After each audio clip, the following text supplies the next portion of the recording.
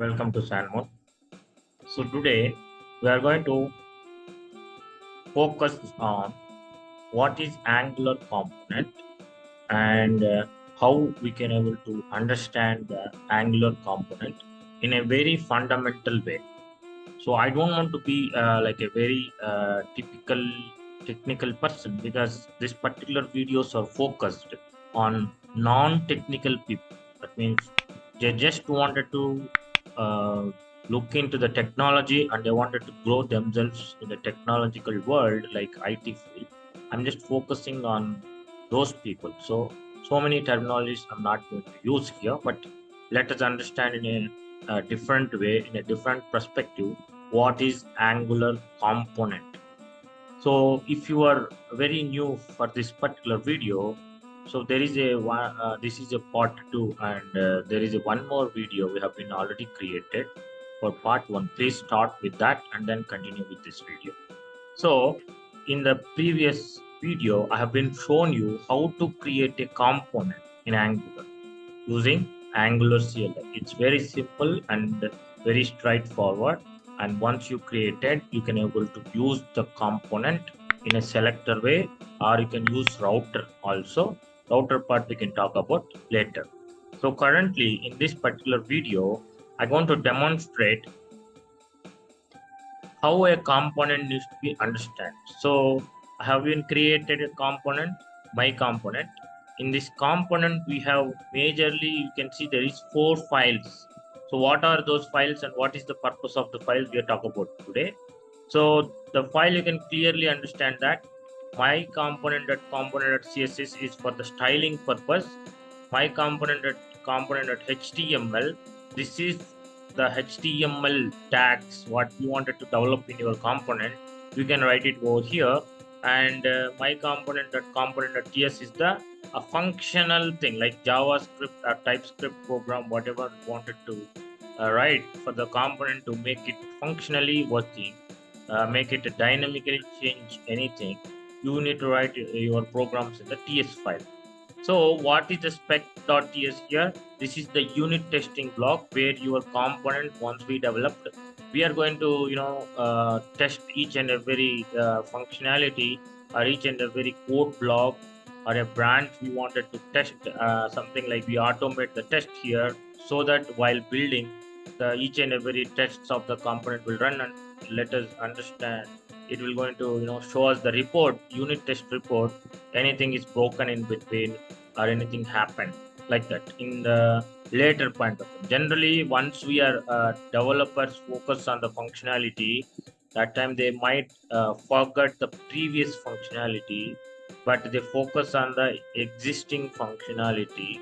So they just write and develop and they uh, complete their development. But whether that is broken the previous functionality or not, to understand that we need to automate the unit testing.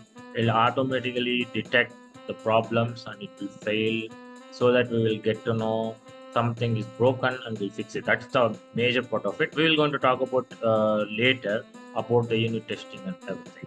So currently our focus on the component.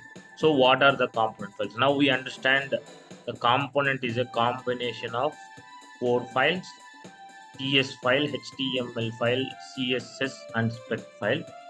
Okay. So once these 4 files you understand, and we can go inside the component.ts file and understand what are the things will be there.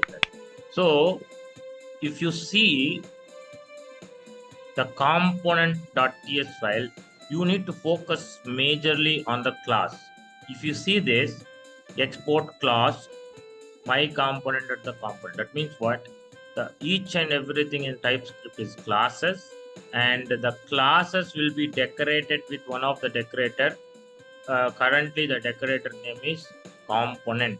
If you use this decorator at the rate component, then this class will become a component. Okay, that's what we need to understand. So in this decorator, we have majorly uh, currently, if you see there is 3 parameters has been used.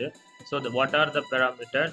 Selector, template URL, and style URLs. And you need to observe here clearly What is the selector? Selector is the identifier for the component.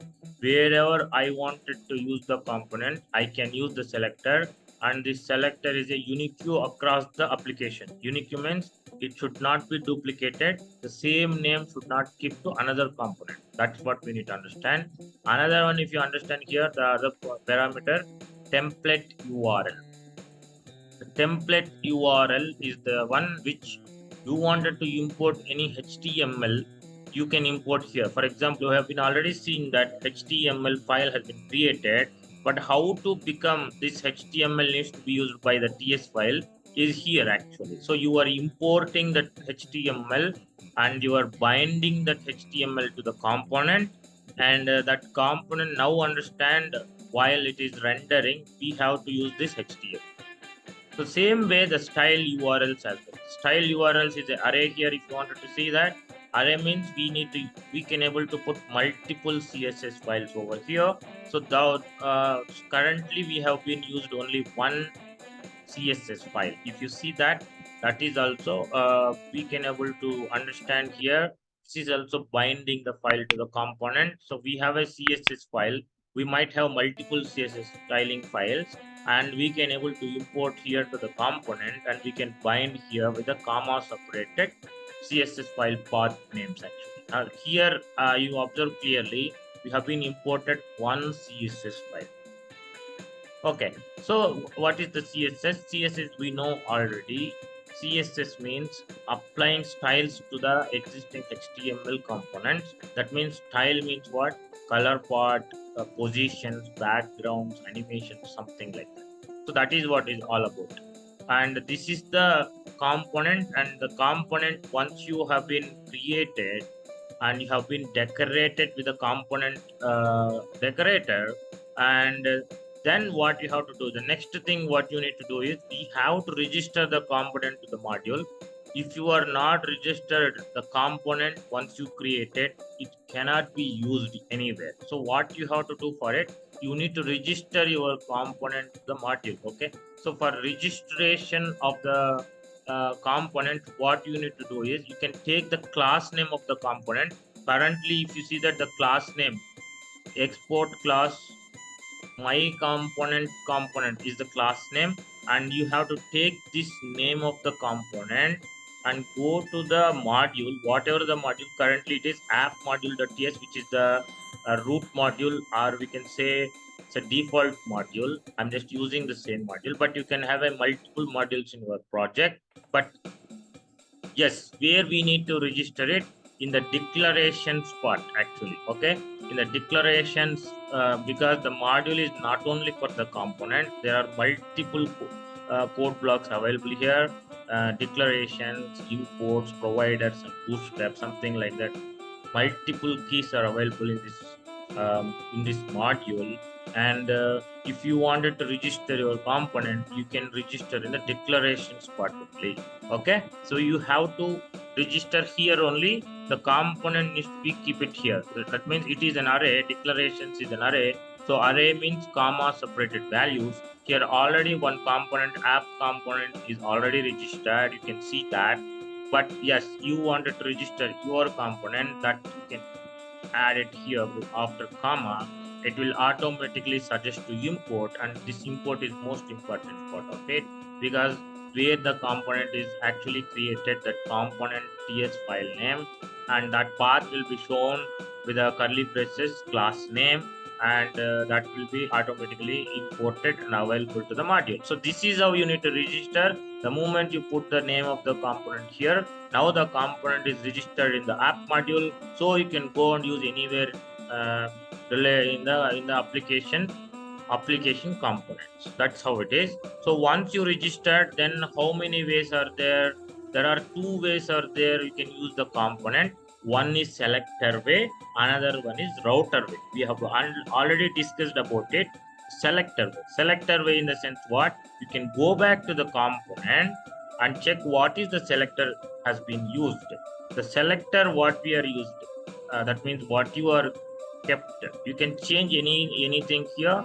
Whatever the selector you change, that is the selector for the component. But you need to remember The selector is a unique view across the application. That means the selector, whatever the selector you keep for this component should not be repeatable and used in on any other component. That's what you can understand over here.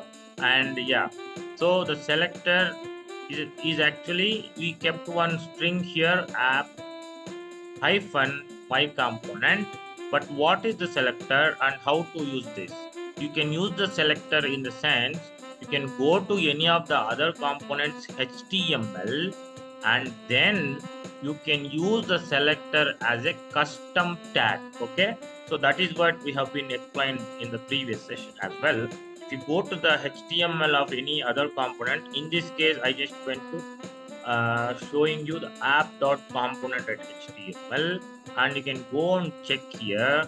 I have been used the selector as a tag. We know that HTML is a tag like h1, and there are multiple tags, div tags, span, input, so many tags with there like that. If you see there, app dash my component is become a tag here. Okay, that means what, you have been started the tag and we ended with the same selector, so that I have been used my component here as selector way. The selector way of usage in the sense you can go to any of the component and check the selector and use the selector as a tag in another component. That is what you need to understand. Now we can able to understand one more thing. The component can be used multiple times.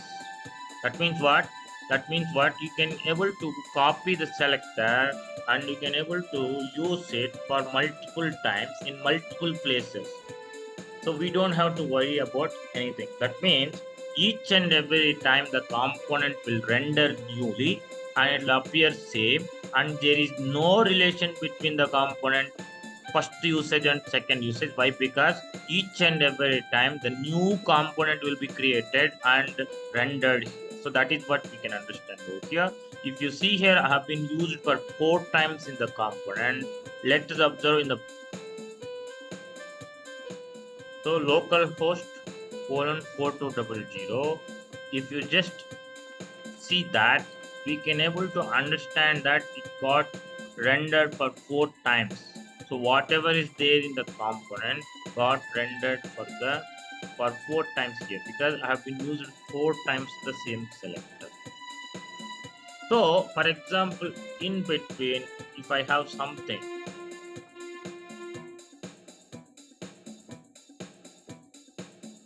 so if I have something in between, I have been developed whatever the HTML I want in between. That is also fine. So whenever, if you see there, wherever I've been used this selector, it will be rendered independently there actually. So that is what we have to understand. The selector can be used multiple times and it will be independent. There is no dependency between the one selector usage and another selector usage. Let us see. If you see there, we can see that something in between came, but the other selectors has been rendered independently without having any disturbance. So that's how it is. Now let's talk about the CSS. So when you go to the component, I wanted to apply some CSS to the HTML. You directly go to the CSS file and start applying the CSS. Like I wanted to apply the CSS to the page tag. Let us create page selector.